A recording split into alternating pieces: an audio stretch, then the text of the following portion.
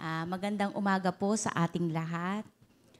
Tayo welcome po sa BFEC. Salamat po sa inyong lahat, sa mga dumalo po sa ngayong umaga, sa mga nagbigay po ng kanilang mga oras. Bago po tayo magsimula, let's quiet down our hearts po muna para makapag-prepare po tayo before to po tayo mag-worship.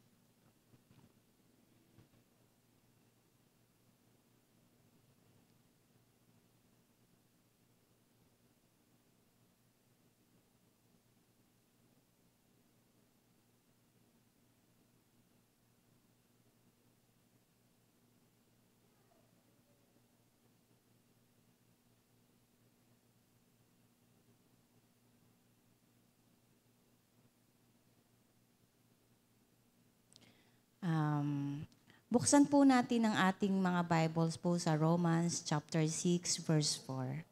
Romans chapter 6 verse 4. Tumayo po tayong lahat.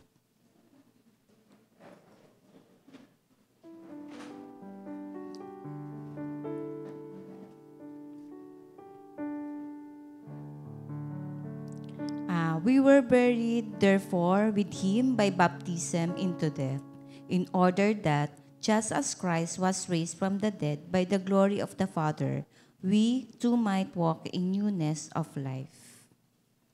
Let's all pray.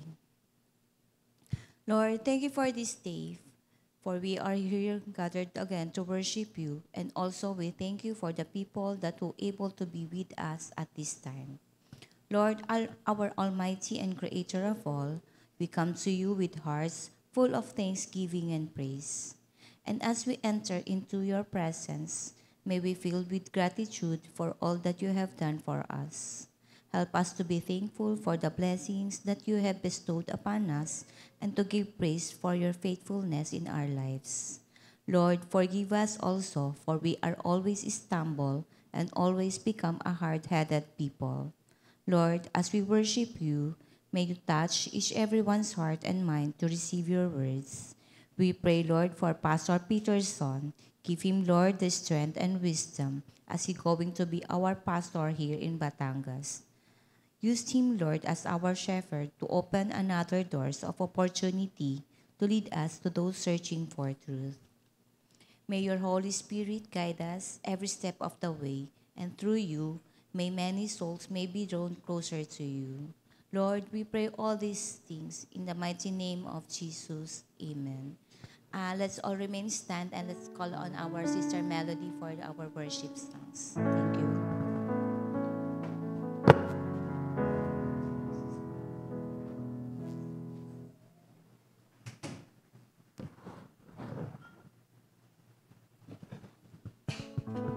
Good morning po. Alam niyo po yung si Lord, napakasarap po niyang i-worship because si God po natin, sobra niyang, alam niyo po, walang kahit anumang salita ang makakakumpara sa kung gaano kadakila ang ating Diyos. Tama po ba? Minsan, tinatry natin i-explain sa mga salita kung gaano kadakila ang ating Diyos, pero laging kulang. Dahil ang Diyos natin po ay dakila sa lahat. No? Kagaya po niyan siguro, panahon pa ng World War II, wala pa yung iba sa atin. Pero si God nandun na. Diba po? Panahon pa ng mga sinauna na panahon, tayo po ay wala pa nun, pero si God ay nandun na. Kaya po, kapag po tayo ay may hinaharap ng mga problema, kanino po tayo magtitiwala? Yung mga gera nga po, natapos at lahat, ay si God ay nandun pa rin. Hindi nawala. Kung meron man po tayong pagkakatiwalaan sa buhay natin, si God po yung pwede nating pagkatiwalaan. Yung pong kanta natin ngayon, ang title po niya ay Ancient of Days. Ibig sabihin po ng kantang ito ay, mula pa nung una nandyan ang ating Diyos. Kaya po, ganun na lamang po na karapat dapat talaga siya nating sambahin.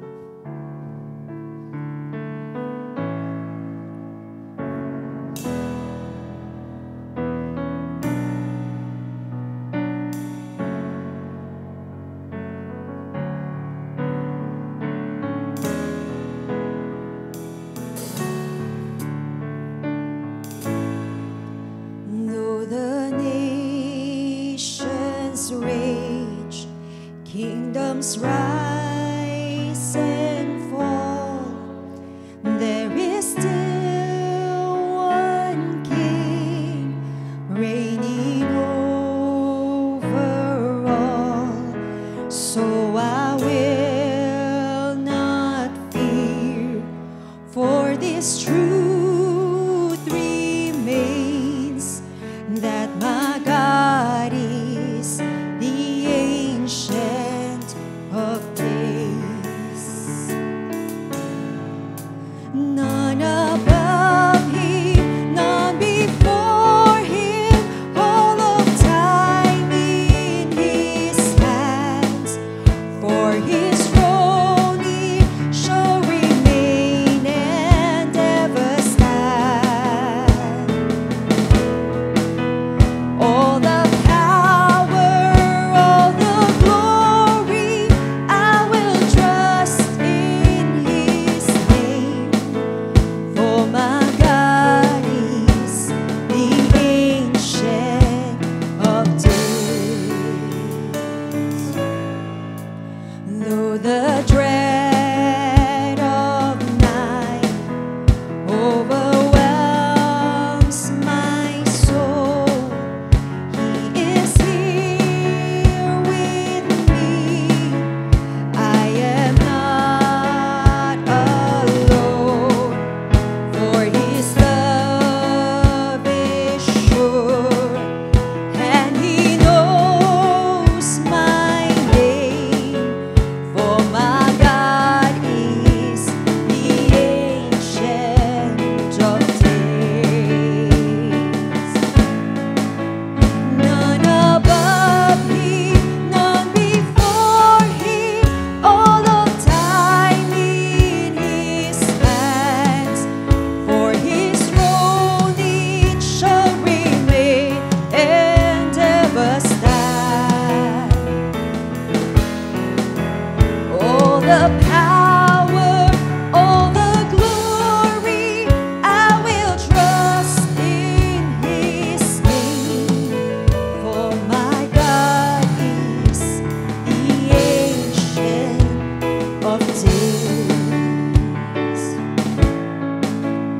Though I may not see what the future brings, I will watch and wait for the Savior King. Then my joy complete, standing face to face in the presence of the Ancient of Days. None above Him, none before Him, all of time in His hands. For His throne it shall remain and ever stand.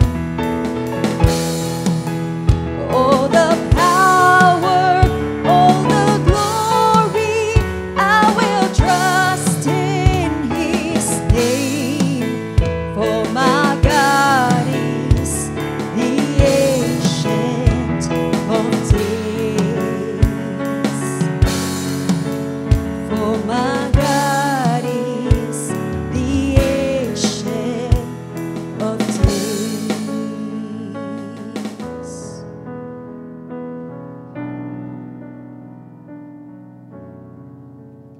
Alam niyo po, sinasabi po sa 2 Corinthians chapter 5 verse 21, God made Him who had no sin to be sin for us so that we might have the righteousness of God. Ibig sabihin po tayo, na tayo pong makasalanan, kinarga po ni Jesus yung kasalanan natin. Nang sa ganun po, tayo po ay maging matuwid, makalapit sa Diyos Ama. And napakadami po nating pwedeng makuhang blessing or regalo sa mundong ito. Pero yun po yung pinakamalaking blessing talaga sa lahat. Dahil po, yun ang nakakapagbigay sa atin ng kapayapaan na alam natin na ang relasyon natin kay God ay okay. Kasi po, di ba sa mundo natin, hindi naman lahat ng relasyon natin magiging okay. Pero po, yung relasyon natin kay God naging okay dahil kay Jesus. So, ngayon po, kayong kakantahin po nating sunod na song. Inaalala po nitong kantang ito, yung ginawa ni Jesus para sa atin. Yung pinagdaanan ni Jesus para sa atin.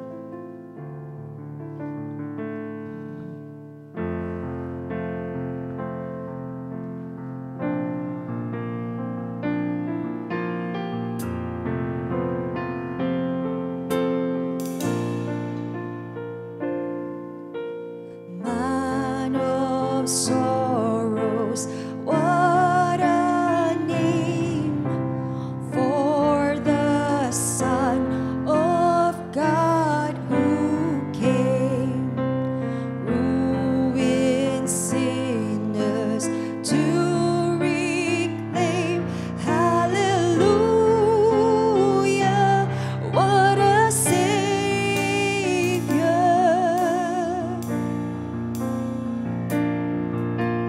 Bearing shame and scoffing rude, in my place condemned he stood, sealed my pardon with his blood. Hallelujah, what a Savior.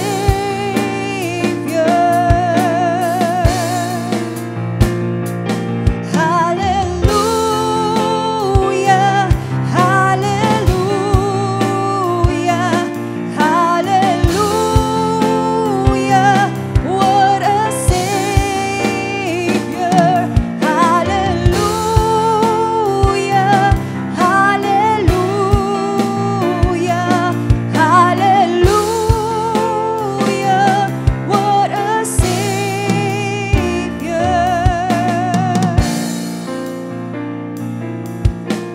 Guilty, violent, helpless we, spotless Lamb of God was He, full atonement, can it be? Hallelujah, what a Savior.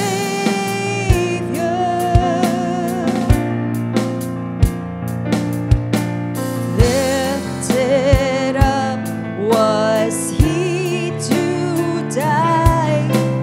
It is finished was his cry. Now in heaven exalted high. Hallelujah, what a Savior.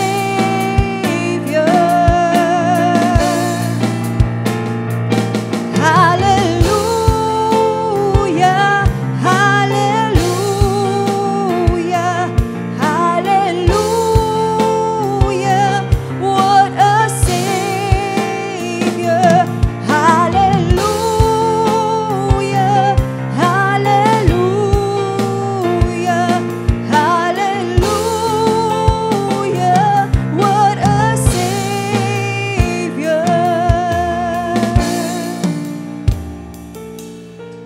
When he comes, our glorious King, all his ransom home to bring, then anew his song will sing.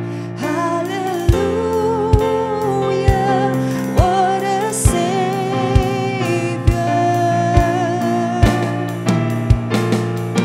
Hallelujah,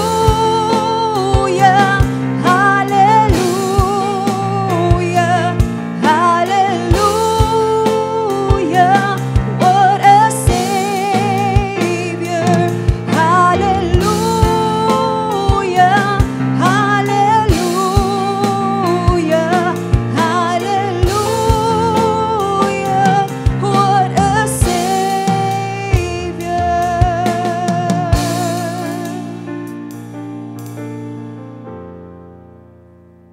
Kagaya po ng sinabi ko kanina, no, yung pinaka-greatest na blessing na makukuha natin ay si Jesus. Kapag po ba meron tayong alam na magandang balita, ano pong ginagawa natin? Thank you, Lord. Ano po? Sinasabi po ba natin to sa mga kapitbahay at mga kasama natin? Yes po, di ba? Kunwari may magandang movie, magandang pelikulang napanood natin. Grabe, ang ganda ng pelikula. Napanood mo na ba? Pati yung ending, sinabi na natin, chinika na natin yung pati yung ending. Di ba po, pag may magandang bagay na nangyari sa buhay natin, kunikwento natin, yung anak ko nakapasa sa board. Di ba po, proud pa tayo. Kagaya po nung pinakamalaking blessing na nakuha natin, si Jesus.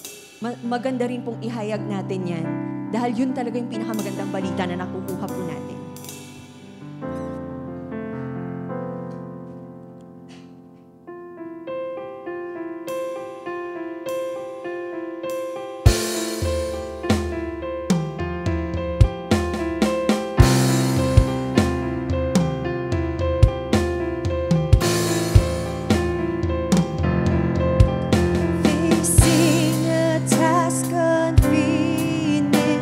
That drives us to our knees, a need that undiminished rebukes our slothful ease. We who rejoice to know Thee renew before Thy throne the solemn pledge we owe Thee to go and make Thee known.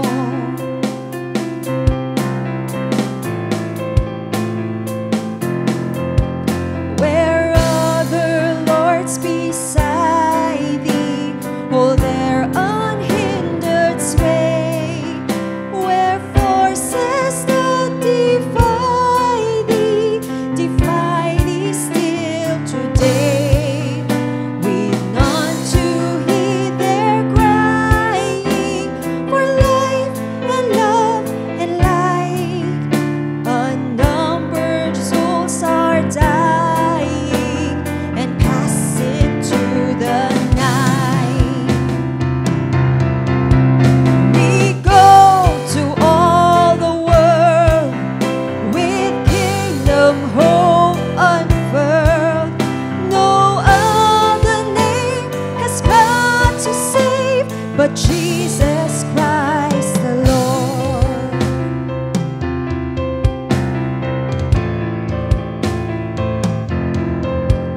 We bear the torch that flaming fell from the hands of those who gave their lives proclaiming that Jesus died and rose.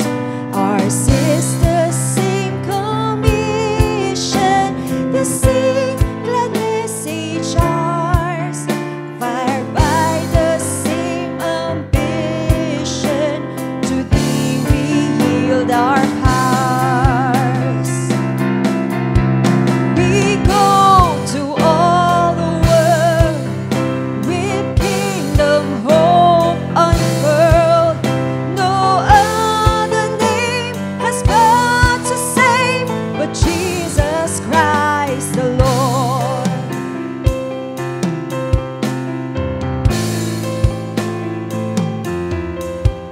O Father who sustained them, O Spirit who inspired, Savior whose love constrained them to toil with zeal untired. From cowardice defend us, from lethargy awake. Forth on Thine errand send us to labor for Thy sake. We go to all the world with kingdom hope unfurled. No other name has power to save but Jesus Christ the Lord. We go to all the world with kingdom hope unfurled. No other name has power to save but Jesus Christ the Lord.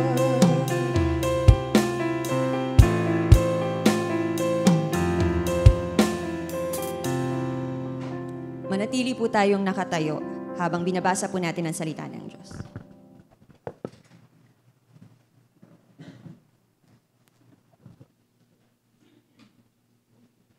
Our scripture reading is from the book of 1 Corinthians, chapter 15, verses 1 to 4.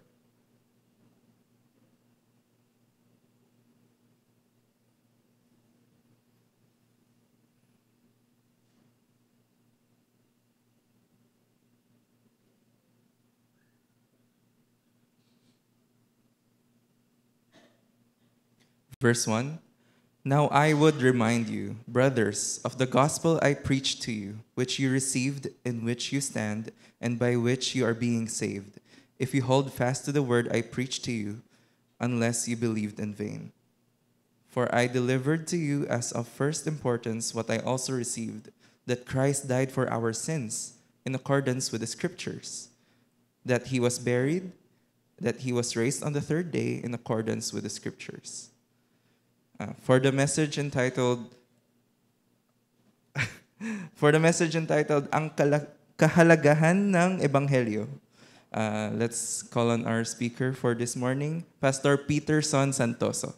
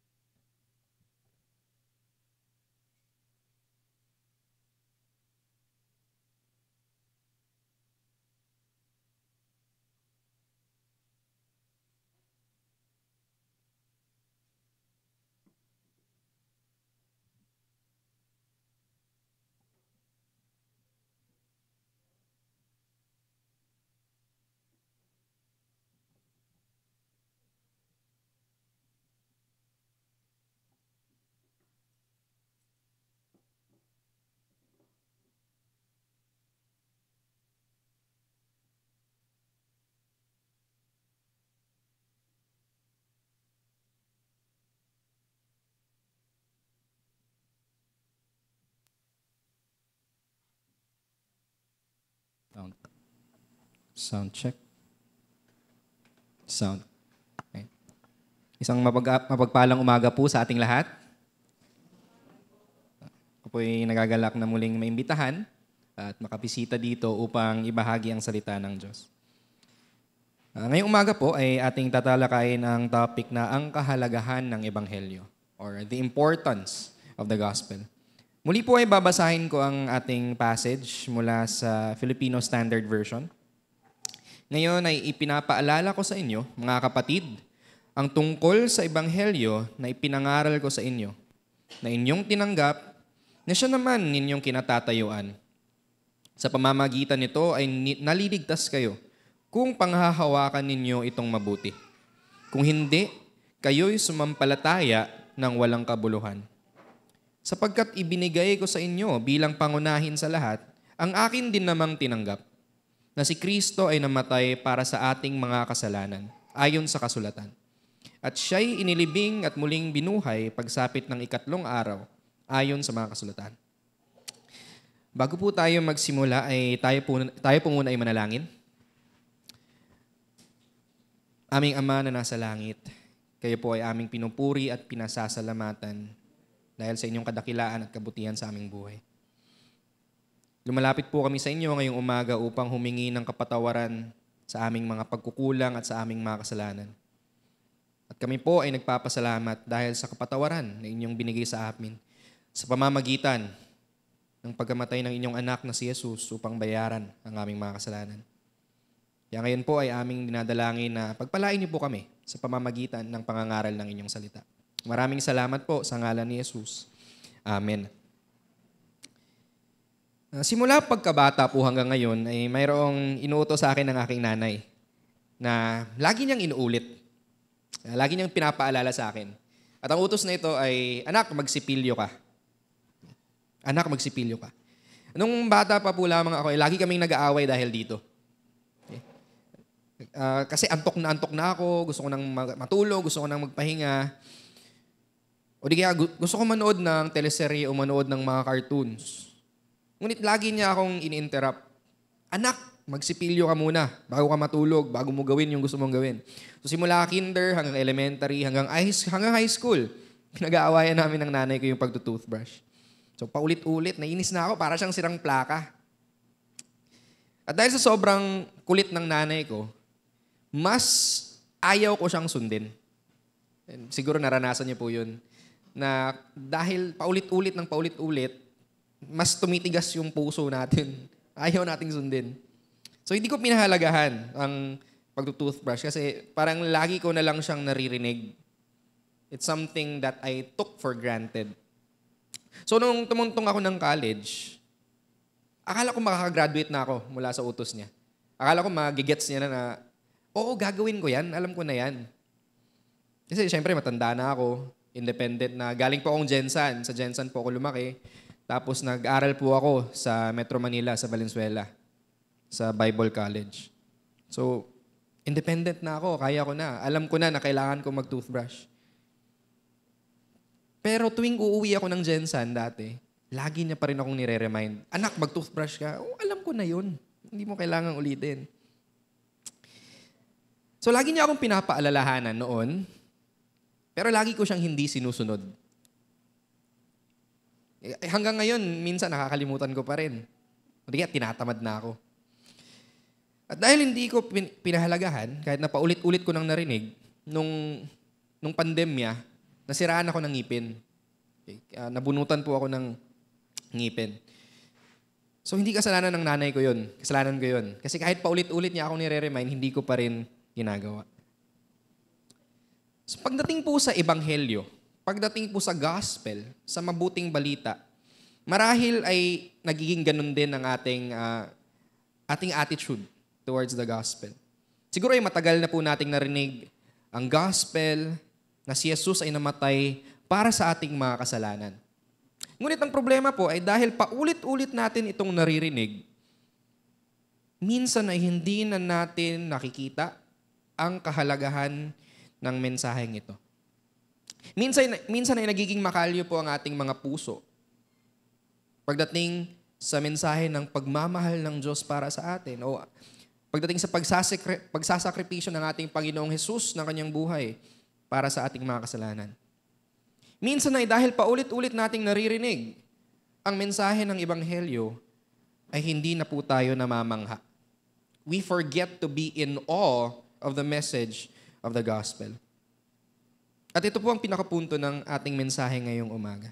Dapat nating pahalagahan ang Ebanghelyo dahil ito ang pinakasentro ng salita ng Diyos at ito po ang pinakapundasyon ng ating pananampalataya. The message of the gospel is the center of the entire scripture and it is the very foundation of our faith. So ang aklat po ng unang Korinto ay isang liham na isinulat ni Apostol Pablo para sa mga mananampalatayang taga-Korinto. Sinulat niya ito dahil napakarami pong problema sa iglesia na iyon. Marahil ang mga pinakamalalaking problema nila ay ang dibisyon, immoralidad, kabilang na rin dito ang issue ng paghihiwalay or divorce, pagkakaroon ng hindi maayos na pagsamba, at pakikibahagi sa mga paganong relihiyon. Kaya kung babasahin po natin ang unang Korinto, sa unang parts ng letter na ito, ay tinalakay ni Pablo ang mga pagkakasala nila. At pinagsabihan niya ang mga ito. Ngunit sa bandang dulo ng aklat na ito, kung saan natin matatagpuan yung ating text ngayong umaga, ay pinaalala ni Pablo muli ang Ebanghelyo. Pinaalala niya sa mga taga-Korinto ang pinakaugat ng buhay Kristiyano. Ang pinakamahalagang bagay na dapat nilang maintindihan, maunawaan, at paniwalaan. Makikita natin sa verses 3 and 4 ang mensahe ng Ebanghelyo na si Jesus ay namatay para sa ating mga kasalanan at siya ay nabuhay muli. Sobrang basic kung tutuusin. Ngunit inulit pa rin ito ni Apostol Pablo sa mga taga-Korinto. Alalahanin po natin, ang mga taga-Korinto na sinulatan po ni Apostol Pablo ay mga Kristiyano na. Established na po ang iglesyang ito. Ngunit kahit established na yung church na ito, he still preached the gospel to them. Pinangaral niya pa rin po ang mabuting balita. Bakit niya kaya ginawa ito? Bakit kinailangan niya pang ulitin ang napakasimpleng mensahe ng Ebanghelyo? At kung kayo po ay naririto ngayon at matagal na po kayong Kristiyano, kailangan pa rin po nating marinig ang mensahe ng Ebanghelyo. Hindi lamang po ito para sa panimula ng buhay Kristiyano. Ang mensahe po ng Ebanghelyo ay dapat nating marinig every Lord's Day, every Sunday, every day na mga buhay natin hanggang sa panahon na tayo tatawagin na ng Panginoon sa Kanya. So ating talakayin ang verses 1 and 2. So unang punto na ating makikita dito ay dapat nating pahalagahan ang Ebanghelyo dahil tayo ay naligtas sa pamamagitan nito. Sabi sa verse 1, ngayon ay pinapaalala ko sa inyo, mga kapatid, ang tungkol sa Ebanghelyo na ipinangaral ko sa inyo, na inyong tinanggap, na siya naman inyong kinatatayuan. So makikita po natin dito na pinaalala ni Pablo ang Ebanghelyo. So sabi sa talata, dati nang naituro ni Apostol Pablo ang Ebanghelyo sa mga taga-Korinto. Tinanggap na nila si Jesus bilang kanilang Panginoon at tagapagligtas.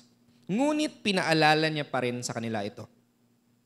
Dahil ba nakalimutan nila ang mensahe? Hindi. Hindi nila nakalimutan ang mensahe. Ngunit, ang nakalimutan po nila ay ang kahalagahan ng mensaheng ito. Marahil marami sa atin dito ay matagal ng Kristiyano. At kabisadong-kabisado na natin ang gospel.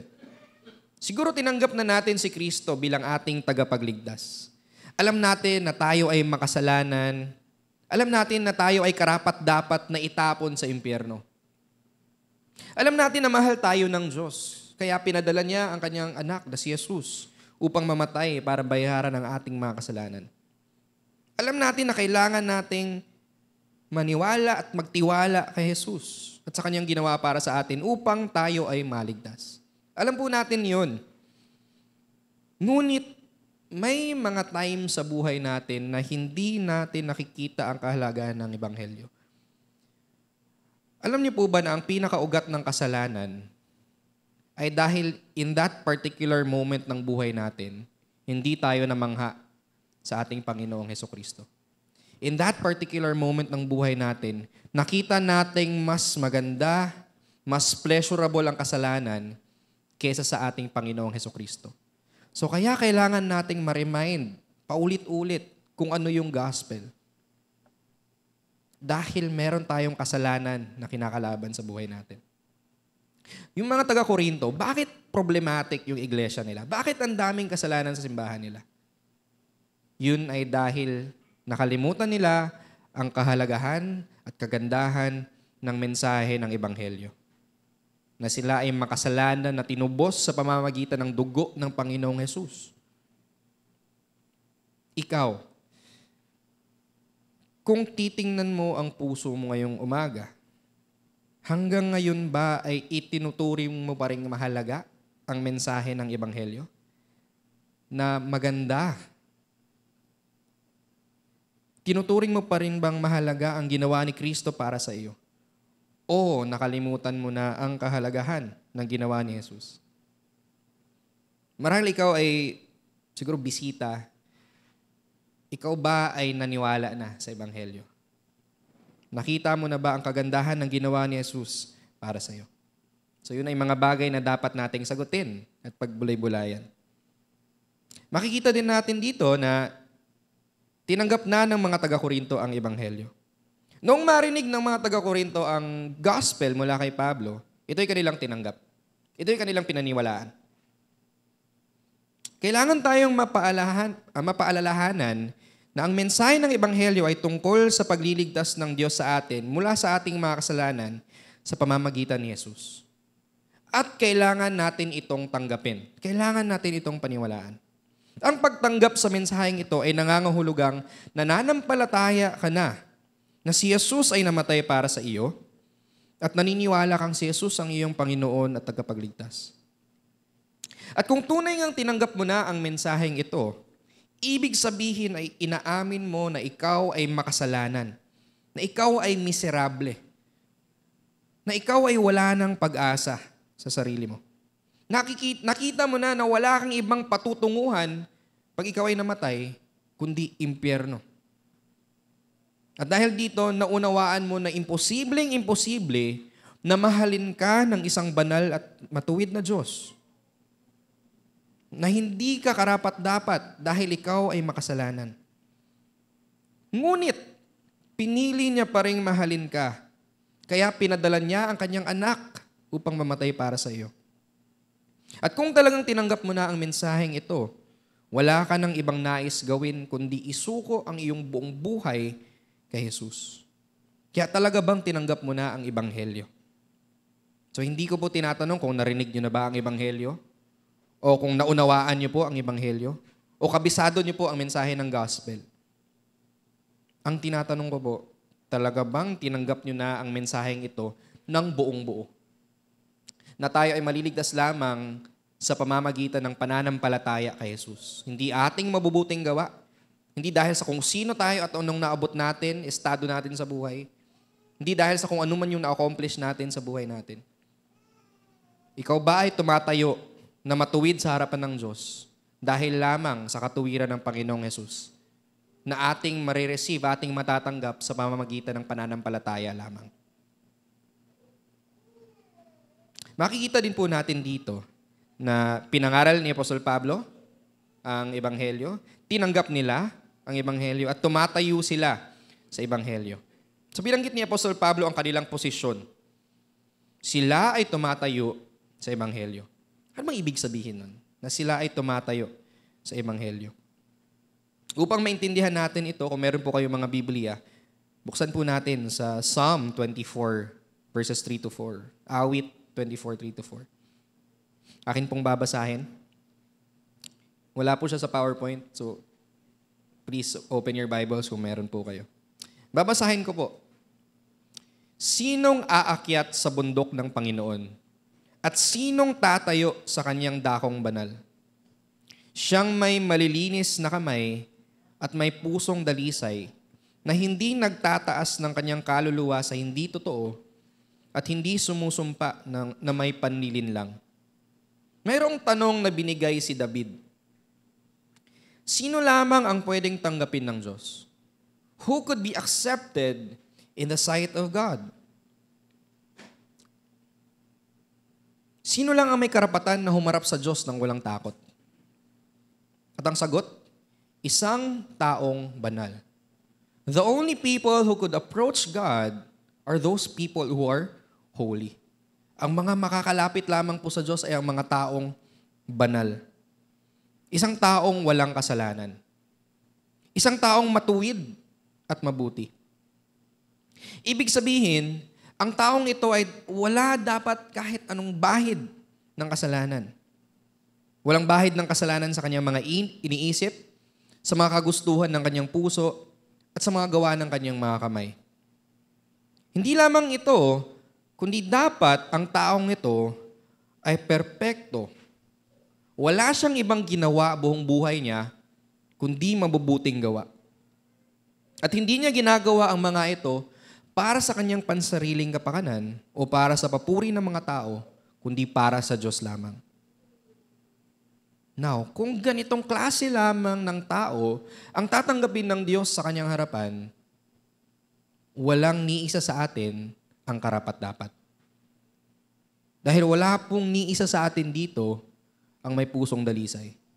Wala pong niisang tao sa atin dito ang hindi nagkasala. Walang niisa po sa atin na buong buhay natin ay mabuting gawa lamang ang ating nagawa. Bagsak po tayong lahat sa harapan ng Diyos. Sabi sa Jeremiah 17:9, sino ang makakaunawa sa puso ng tao? Ito'y mandaraya at walang katulad. Wala nang lunas ang kanyang kabulukan. Wala tayong kayang gawin upang maging karapat-dapat sa harapan ng Diyos. Sapagkat sa kaibuturan ng ating pagkatao, tayo po ay marumi at makasalanan. Kaya nga nung may nagtanong kay Jesus sa Mateo 19:16-22, Nagtanong siya, ano ba ang kailangan kong gawin upang magkaroon ng buhay na walang hanggan? At pinakita ni Jesus na imposible ang kanyang hinihiling. Upang tayo ay maging katanggap-tanggap sa harapan ng Panginoon, kailangan muna nating maging malinis mula sa kasalanan at perpekto sa lahat ng mabubuting gawa. O di kaya, ay dapat mayroong kayang gumawa ng mga ito para sa atin. At dahil imposibleng tayo ay maging malinis at matuwid, si Jesus ang gumawa ng lahat ng ito para sa atin. Mga kapatid, nung tinanggap natin ang Ebanghelyo, tayo po ay nagkaroon ng panibagong relasyon or relationship sa Diyos. Dati po tayo ay kaaway ng Diyos. Ngunit ngayon, tayo ay tinuturing niya na bilang mga anak, bilang kaibigan. Dahil sa ginawa ni Kristo para sa atin, kung titingnan tayo ng Ama, hindi niya na nakikita ang ating pagiging makasalanan, kundi ang nakikita niya po sa atin ay ang katuwiran ng Panginoong Hesus. Ito na po ang ating posisyon. Parang sa mata ng Diyos ay never tayong nagkasala. At tayo ay tinuturing niya ng perpekto.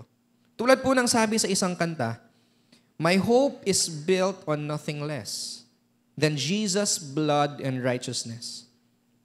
On Christ, the solid rock I stand. Ang tanging pag-asa natin upang tayo ay maligtas mula sa ating mga kasalanan ay si Jesus, na siyang sumunod sa Ama upang tayo ay maituring na matuwid at namatay upang tayo ay mapawalang sala. Ang katotohanan ito at ito lamang ang dapat nating tayuan.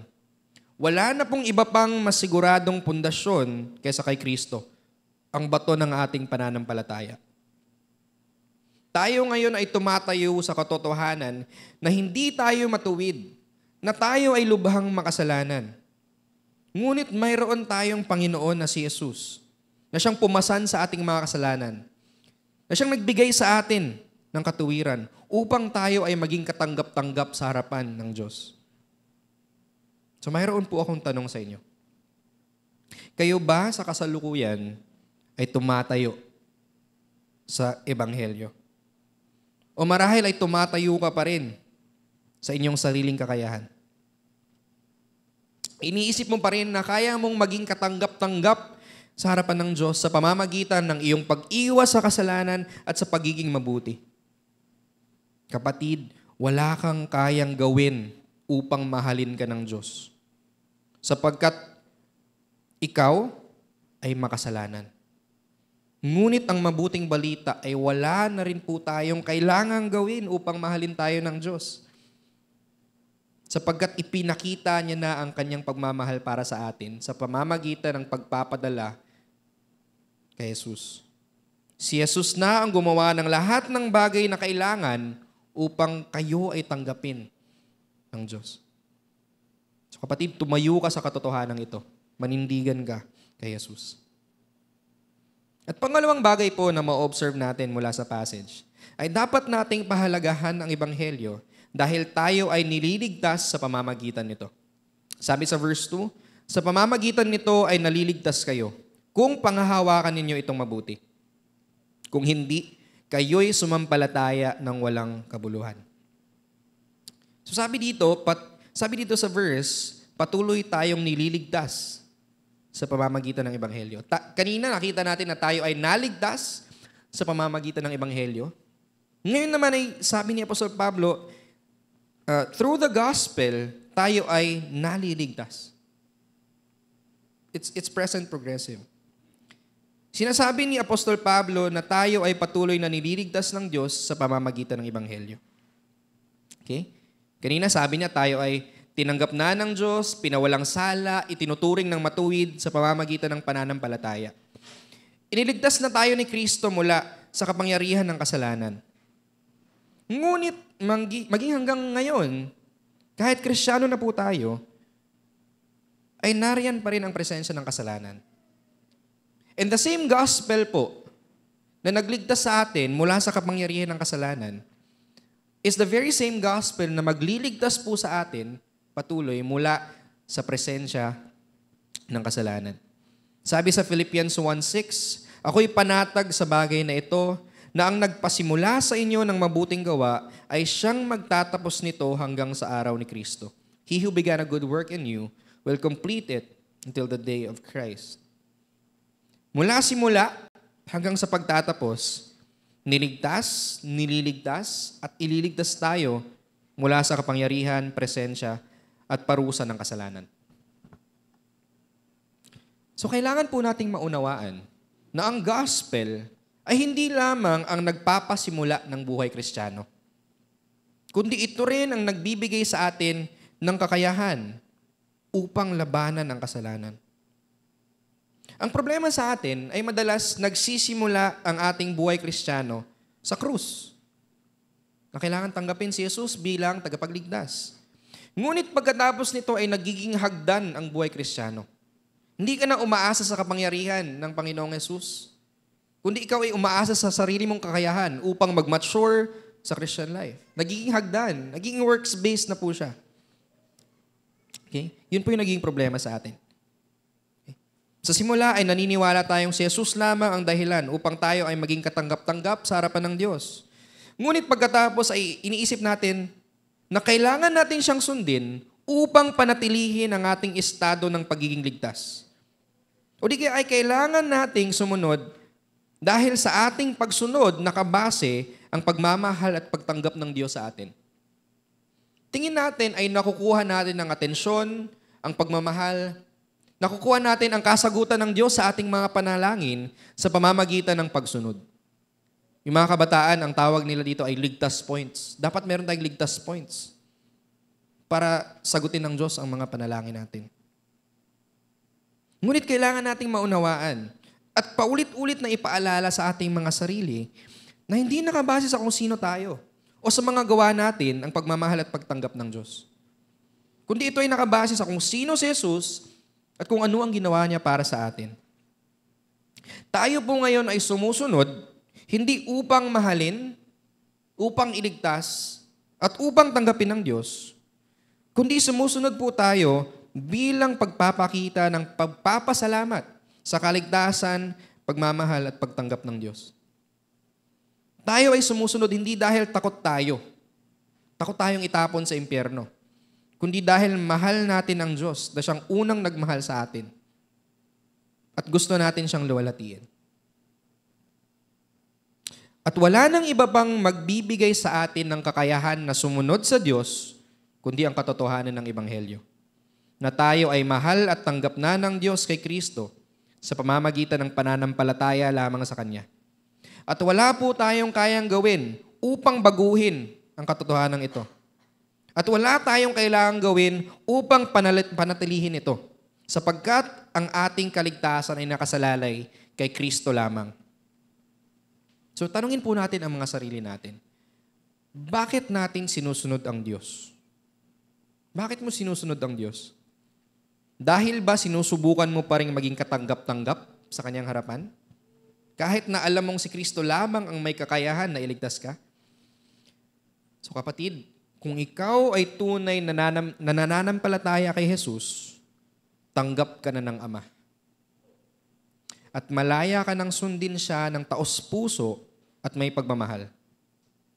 Huwag kang matakot na baka hindi ka tanggapin ng Diyos dahil kulang pa ang iyong mabuting gawa. Hindi. Tanggap ka na ng Diyos dahil kay Jesus. Makikita din po natin sa verse na dapat patuloy nating panghawakan ang Ebanghelyo. Sabi ni Apostol Pablo, patuloy lamang tayong nililigtas sa pamamagitan ng Ebanghelyo kung patuloy natin itong pinanghahawakan. Kailangan patuloy natin itong paniwalaan. Ibig sabihin ba nito ay nakasalalay sa atin ang ating kaligtasan? Ibig sabihin ba nito ay nakasalalay sa ating mga gawa ang pagpapatuloy? Ang sagot ay hindi. Upang mas maunawaan natin ito, babasahin ko po ang Philippians 2:12-13. So, pakibuksan din po sa inyong mga Bibles, Philippians 2:12-13. Sabi ni Apostol Pablo dito, Kaya nga mga minamahal, tulad ng inyong buong pusong pagsunod noong ako'y kasama pa ninyo, lalo kayong maging masunurin ngayong ako'y malayo na sa inyo. Pag sumikapan ninyong maging ganap ang inyong kaligtasan ng may lubusang paggalang at pag-ibig sa Diyos, sapagkat ang Diyos ang kumikilos sa inyo upang inyong naisin at isagawa ang kanyang kalooban. Sa verse 12, sinabi ni Apostol Pablo na kailangan nating pagsumikapan na maging ganap ang ating kaligtasan. Sabi sa English, work out your salvation with fear and trembling. Kailangan po tayong magpatuloy sa pananampalataya at sa pagsunod sa Diyos upang malubos or ma-work out natin ang ating kaligtasan. Hindi po tinuturo dito na tayo ang magliligtas sa ating mga sarili o na ang ating pagpapatuloy ang nagpapanatili ng ating pagiging ligtas. Sabi po sa verse ay work out your salvation, hindi work for. Parang pag nag-gym po tayo or nag-exercise. Pag nag-exercise po tayo, pinapalabas lamang po natin or in-exercise lamang po natin yung mga muscles na nasa katawan na po natin. No, hindi po tayo nag-workout para magkaroon ng muscle. Nariyan na po yan. Pero mas magagamit po natin siya ng lubos or mapapalabas po natin siya sa pamamagitan ng pag-workout. Ganon din po sa kaligtasan. Kung tayo po ay Kristiyano na, ligtas na po tayo sa pananampalataya lamang kay Jesus. Ngunit upang maipakita ito sa lahat at ma-experience natin ito ng buong buo, kailangan natin ito i-work out. Sabi ni Apostol Pablo na gawin natin ito with fear and trembling. No, bakit? May kaakibat na parusa ang hindi pagsunod. So ano po ito? Ang sinasabi po dito, kung hindi po tayo masigasig sa pagsunod, marahil ay hindi po talaga tayo ligtas. Kung wala po tayong joy sa pag-obey, kung pinrofess po natin na tayo ay Kristiyano na, ngunit wala po tayong joy kay Kristo, wala po tayong desire na sumunod kay Kristo, marahil ay hindi mo talaga tinanggap ang Ebanghelyo. Marahil ay hindi ka talaga tumatayo sa katuwiran ni Kristo. Dahil kung tayo po ay tunay ng ligtas, tayo po ay dapat sumunod ng may takot sa Diyos. Yung sabi ni Apostol Pablo, saan manggagaling ang kakayahan upang gawin natin ito? Sa atin bang mga sarili? Na pagkatapos nating maligtas, sabi ng Diyos, bahala ka na sa buhay mo. Kailangan mo nang sumunod. Hindi po. Sabi sa verse 13, ang Diyos na kumikilos sa atin ay ang siya mag-enable sa atin na magpatuloy. Siya ang magbibigay sa atin ng kagustuhan at ng kakayahang gawin ang kanyang kalooban. Pag tayo po ay ligtas na, pag tayo po ay nakay Kristo na, binigay na rin po sa atin ng Diyos ang kanyang banal na Espiritu. And the Holy Spirit will work in us para bigyan po tayo ng desire at ng power para sundin ang kanyang kagustuhan, para sundin ang kanyang kalooban. Mayroon po tayong responsibilidad na patuloy na maniwala at sumunod. Ngunit makikita din po natin ang biyaya ng Diyos na siya pa rin ang nagbibigay sa atin ng kakayahan na gawin ito. Gaya po ng sabi ni St. Augustine, kung ano man po ang nire-require ng Diyos sa atin, ay siya rin po ang nagbibigay ng grace at power para i-accomplish ang mga ito. Ganon po, ka-gracious ang ating Panginoon. Sa makatuwid, ang ating patuloy na paniniwala sa Ebanghelyo at ang ating patuloy na pagsunod sa Diyos ay hindi ang dahilan ng ating kaligtasan, kundi ito po ay bunga na tayo ay patuloy na nililigtas ng Diyos. Ito ang basihan na tayo ay, at ang basihan nito ay ang ginawa ni Kristo para sa atin. By faith alone, tayo po ay justified, matuwid sa harapan ng Diyos. Ngunit another blessing po ng ating kaligtasan ay ang tinatawag na sanctification. Tayo po ay patuloy na pinapabanal ng Diyos sa pamamagitan ng kanyang banal na Espiritu. Kung tunay nga na tayo ay ligtas, makikita ito sa ating patuloy na paniniwala at pagsunod. Kung hindi tayo nagpapatuloy, sabi ni Apostol Pablo, ay sumasampalataya tayo ng walang kabuluhan. Sa makatuwid, hindi totoo ang ating pananampalataya. Naunawaan lang natin ang ebanghelyo sa ating mga utak. Ngunit hindi natin ito, hindi tayo nagtitiwala dito. Sabi sa James 2:26, patay ang pananampalatayang hiwalay sa mga gawa. Makikita at makikita sa ating pagsunod kung tunay nga tayong naligtas at nililigtas mamagitan ng pananampalataya. Kung hindi, hindi tayo tunay na ligtas. So kapatid, nagpapatuloy ka ba? Pinanghahawakan mo pa rin ba ang ebanghelyo? Patuloy ka bang sumusunod sa mga utos ng Diyos? Hindi para makamit ng kaligtasan, ngunit bilang pasasalamat sa ginawa ni Jesus para sa iyo. Kung hindi, huwag kang mawalan ng pag-asa. Huwag kang mawalan ng pag-asa. Ngayon din, ay manindigan ka at maniwala ka na si Jesus lamang ang kayang magligtas sa iyo. At siya lamang ang may kapangyarihan na bigyan ka ng kakayahang patuloy na panghawakan ng ebanghelyo at patuloy na sundin ang Diyos. Hindi po ito nakasalalay sa ating strength, sa ating kalakasan, kundi sa Diyos lamang. At pangatlo po, dapat nating pahalagahan ang ebanghelyo dahil ito ay tungkol sa tagapagligtas. Sa verses 3 and 4 po ay inulit ni Apostol Pablo ang gospel message. Sapagkat ibinigay ko sa inyo bilang pangunahin sa lahat, ang akin din namang tinanggap, na si Kristo ay namatay para sa ating mga kasalanan ayon sa kasulatan. At siya inilibing at muling binuhay pagsapit ng 3 araw ayon sa mga kasulatan. So the gospel is all about the life, death, and resurrection of the Lord Jesus Christ. Sa atin pong panahon ngayon ay merong ibang gospel na pinipreach ang mundo. And it's all about you. That life is all about you. Yung joy, yung pleasure nyo, yung pagkamit nyo ng purpose nyo sa buhay. Tinuturo po ng mundo that we are at the center of the universe. Na lahat po ng bagay ay dapat mag-revolve sa atin. Kaya kung may toxic na environment or whatnot, dapat mag-adjust ang buong mundo sa atin para tayo ay maging masaya. And that is a false gospel. That's wrong. Hindi po tayo ang sentro. We are not at the center of the universe. Ang buhay po natin ay nagre-revolve around Jesus Christ, His life, death, and resurrection. So ano po ba ang ebanghelyo? Let's go back to what the message of the gospel is. Nasahin ko po, ang ebanghelyo ay ang magandang balita o ang mabuting balita na ang matuwid at mabiyayang manlilikha ng sanlibutan ay nahabag sa kalunos-lunos na kalagayan ng mga makasalanang tao.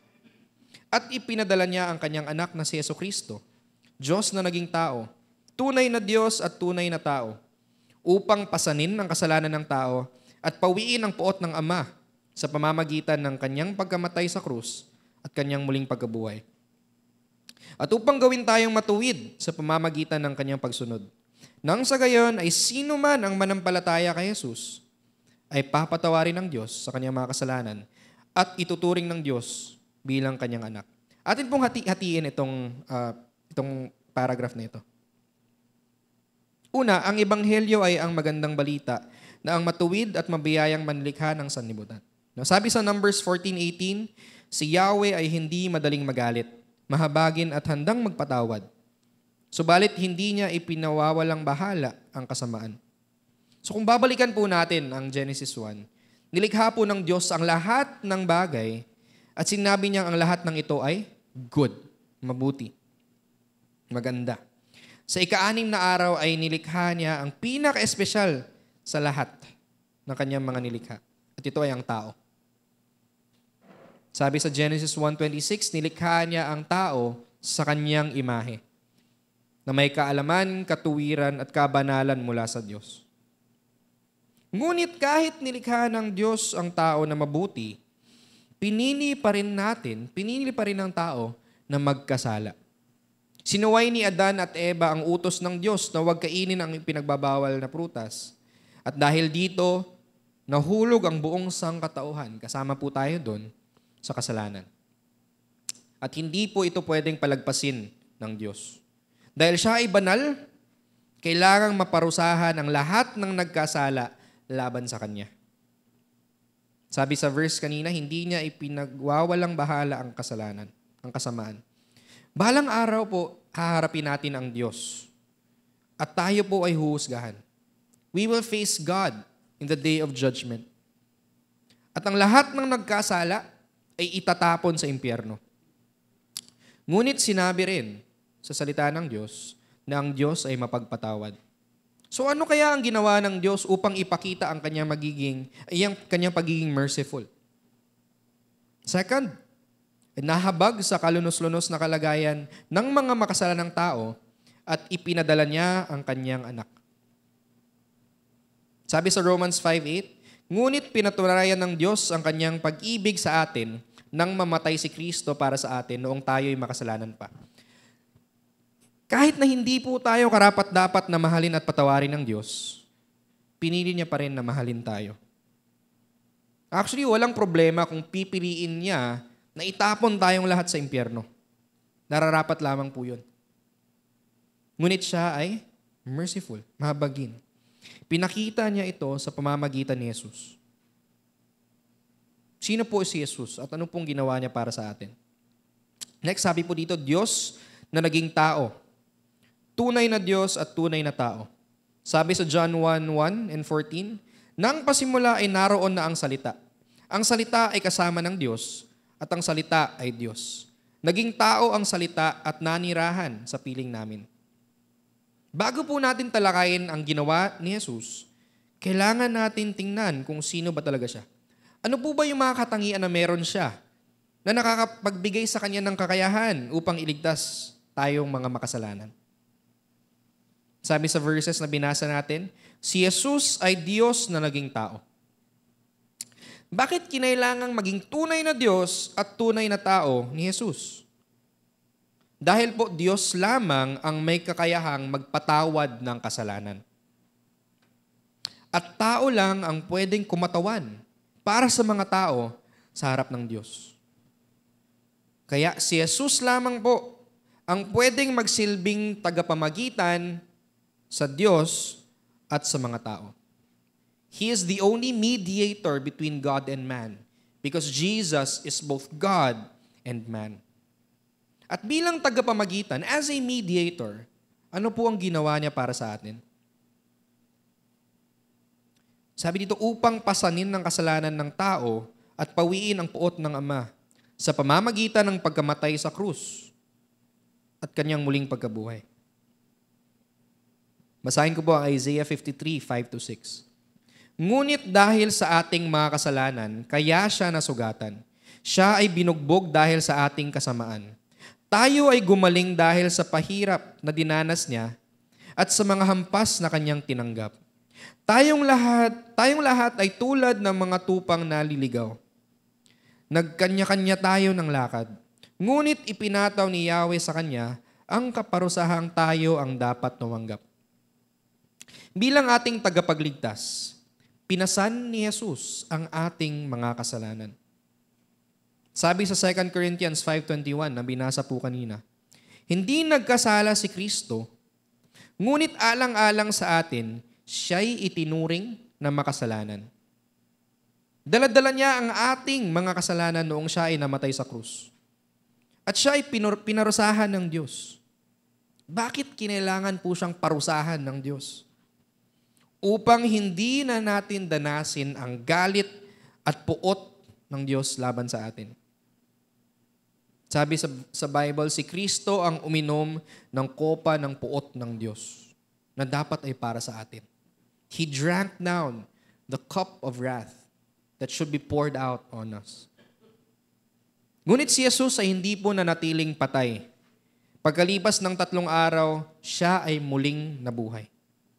At dahil po dito, nakasisiguro tayo na kanyang nagapi ang kasalanan at kamatayan para sa atin. Sabi ni Apostol Pablo sa 1 Corinthians, si Kristo'y namatay dahil sa ating mga kasalanan, tulad ng sinasabi sa kasulatan. Inilibing siya at muling nabuhay sa 3 araw.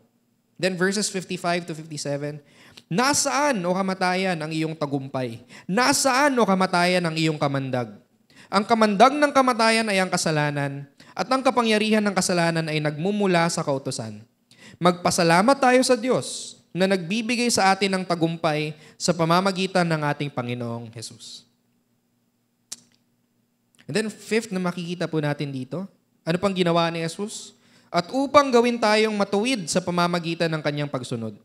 Sabi sa Romans 5:19, sapagkat kung marami ang naging makasalanan dahil sa pagsuway ng isang tao, sa pamamagitan din ng pagsunod ng isang tao, maraming ituturing na matuwid. Hindi lamang po namatay si Jesus para sa atin. Siya po ay nabuhay para sa atin. He lived on our behalf. Hindi po sapat na maging inosente tayo upang tayo ay tanggapin ng Diyos. Dapat rin tayong maging perpekto sa pamamagitan ng pagsunod sa kautusan. Ngunit dahil tayo ay makasalanan, hindi natin kayang gawin ito. Kaya si Jesus na ang sumunod sa kautusan para sa atin. Sabi sa second part ng 2 Corinthians 5:21, upang sa pakikipag-isa natin sa Kanya ay maging matuwid tayo sa harap ng Diyos. Tulad ng paglipat kay Jesus ng ating mga kasalanan, ay gayon din ang paglipat ng Kanyang katuwiran sa atin. Then sixth thing that we observe here, sabi dito, nang sa gayon ay sino man ang mananampalataya kay Jesus ay papatawarin ng Diyos sa kanyang mga kasalanan. Sabi sa Galatians 2:16, gayon man, alam naming ang tao'y pinapawalang sala sa pamamagitan ng pananampalataya kay Jesucristo at hindi sa pamamagitan ng pagsunod sa kautusan. Si Jesus na po ang gumawa ng lahat. Siya ay nabuhay upang sundin ng perpekto ang kautusan upang tayo po ay maging matuwid sa harapan ng Diyos. At siya na rin ang namatay sa krus upang pawiin ang puot ng Diyos para sa atin. Ngunit upang mapasa atin ang ginawa ni Jesus, kailangan po nating manampalataya sa Kanya. We should place our faith and faith alone, sola fide, kay Kristo. Kailangan nating aminin na tayo po ay makasalanan. Na hindi po natin kayang iligtas ang ating mga sarili. At kailangan po nating maniwala na si Jesus lamang ang makapagliligtas sa atin. Pananampalataya lamang sa Kanya. At hindi ang ating mga gawa. Hindi yung church attendance natin, hindi yung pagiging consistent natin sa prayer and Bible reading. Hindi sa pamamagitan ng pakikianib sa kung anumang relihiyon, kundi sa pamamagitan lamang po ng pananampalataya kay Jesus. Then lastly, seventh, at ituturing ng Diyos bilang Kanyang anak. Sabi sa John 1:12, subalit ang lahat ng tumanggap at sumampalataya sa Kanya ay binigyan niya ng karapatan na maging mga anak ng Diyos. Hindi lang po tayo basta pinatawad sa ating mga kasalanan, kundi tayo po ay kabilang na sa pamilya ng Diyos. Hindi po tayo niligtas ng Diyos, hindi po tayo pinatawad ng Diyos, and then sinabi sa atin, okay ka na, goods na yan. Hindi. Tayo po ay tinanggap niya bilang Kanyang mga anak. Sabi sa 1 John 3:1a, tingnan ninyo kung gaano kalaki ang pag-ibig sa atin ng Ama. Tinatawag tayong mga anak ng Diyos at yun nga ay totoo. Hindi na po tayo dapat matakot sa paghahatol ng Diyos sapagkat tayo ay nakay Jesus na at malaya na tayong lumapit sa Diyos at tawagin siyang Ama. So mga kapatid, kailangan nating makita ang kahalagahan ng gospel. Dapat nating pahalagahan ang ebanghelyo, again, dahil ito ang pinakasentro at pinakapundasyon ng ating pananampalataya. Sa pamamagitan ng mensaheng ito, na si Jesus ay namatay at muling nabuhay para sa atin, tayo ay naligtas at patuloy na nililigtas. Sa pamamagitan nito, tayo ay makakasigurong tinanggap na tayo ng Diyos bilang Kanyang mga anak. At sa pamamagitan nito, tayo ay nabibigyan ng kakayahan na sundin ng mga utos ng Diyos ng may pagmamahal at pasasalamat sa ating puso. Ngayong alam na natin kung ano ang kahalagahan ng Ebanghelyo, what should we do? How then should we live? Sabi ni Paul Washer, the gospel is not merely an introductory message to Christianity. It is the message of Christianity. And the believer would do well to give his life in the pursuit of knowing its glory and making its glory known. Ang ebanghelyo po, ang gospel po ay hindi lamang para i-introduce tayo sa Christian faith. Pero ito po ang mensahe ng Kristyanismo. That's why our entire Christian life revolves around the message of the gospel and its implications. So ano po ba yung application natin dito? Number 1, sikapin po natin na mas maunawaan pa ang ebanghelyo. Okay. Patuloy po nating aralin ang salita ng Diyos upang mas maunawaan ito. Isa po sa mga paraan ay ang pagbasa sa buong Biblia at hanapin si Kristo sa bawat pahina. Ang Bible po ay marami po tayong makikitang stories, historical events, merong poetry, merong prophecy, okay, merong letters. Ngunit kahit iba-iba pong tao ang nagsulat nito, kahit iba't iba po ang stories na makikita natin dito, lahat po ng mga yan ay nagpo-point towards Jesus Christ. Sabi ni Kristo sa Luke 24:27 and 44, na ang aklat ni Moses, ang mga propeta, ang mga kasulatan, at ang mga awit ay patungkol sa Kanya. From Old Testament until the New Testament, it's all about Jesus. So sikapin po nating hanapin si Kristo sa bawat pahina. Mas lalalim ang pagkakaunawa natin sa Ebanghelyo at mas pahahalagahan natin ito kung makikita natin sa simula Genesis hanggang Revelation ay si Jesus ang sentro. For example, pag binasa po natin ang story ni David and Goliath, ano po ba madalas ang nakukuha nating aral doon? Dapat maging katulad natin si David. Katulad tayo ni David na nanampalataya sa Diyos para matalo natin ang mga kalaban natin sa buhay. So ang nangyari ay tayo yung naging sentro ng mensahe. Be like David. Tama naman yung application na yun.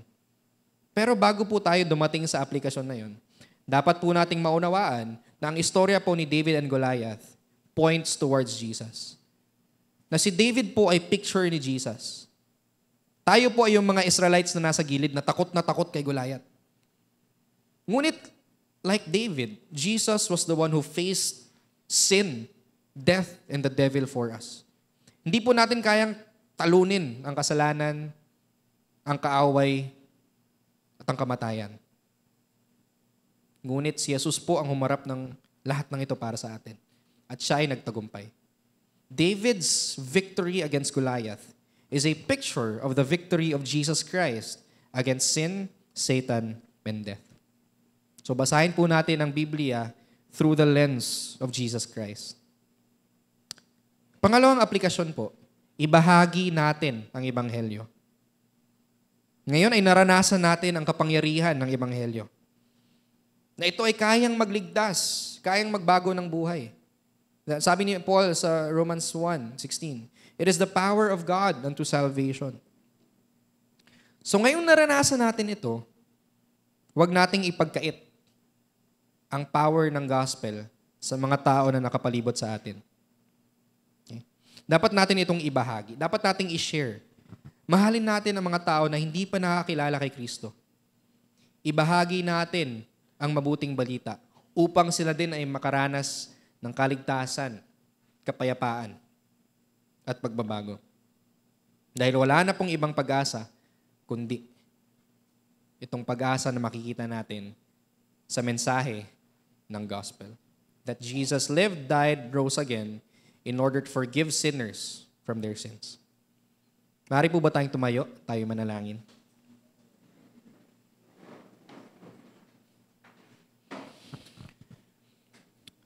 Panginoon, salamat po sa inyong mensahe ngayong umaga. Salamat po dahil ni-remind nyo kami sa kahalagahan ng Ebanghelyo. Panginoon, kami po ay humihingi ng tawad dahil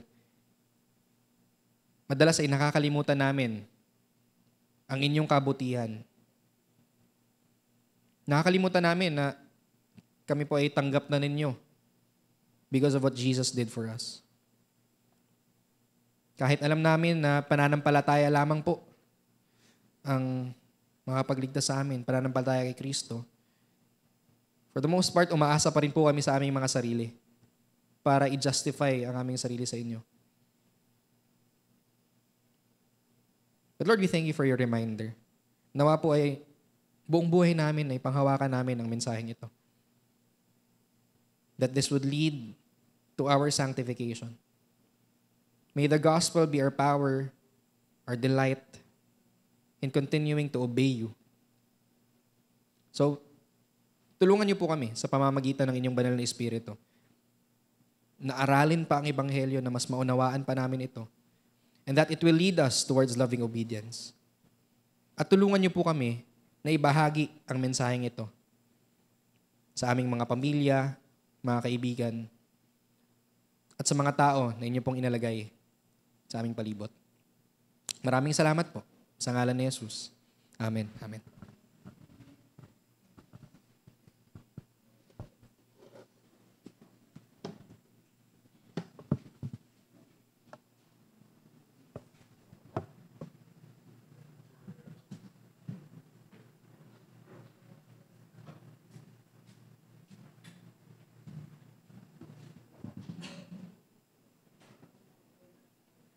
Tayo po'y magsitayo.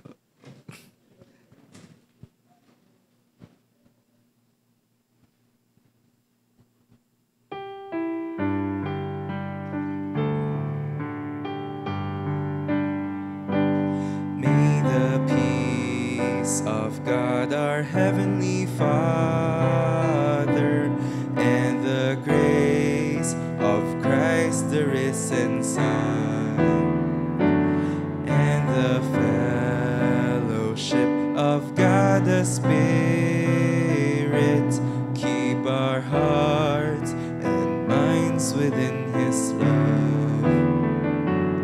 And to Him be praise for His glorious reign, from the depths of earth to the heights of heaven.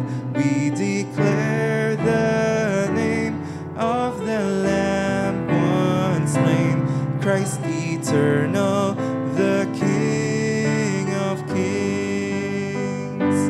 May this peace which passes understanding, and this grace which makes us what we are, and this fellowship of His communion,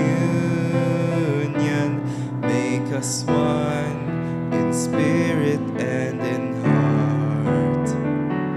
And to Him be praise for His glorious reign, from the depths of earth to the heights of heaven. We declare the name of the Lamb once slain, Christ eternal, the King of kings. Christ eternal, the King of kings. Amen.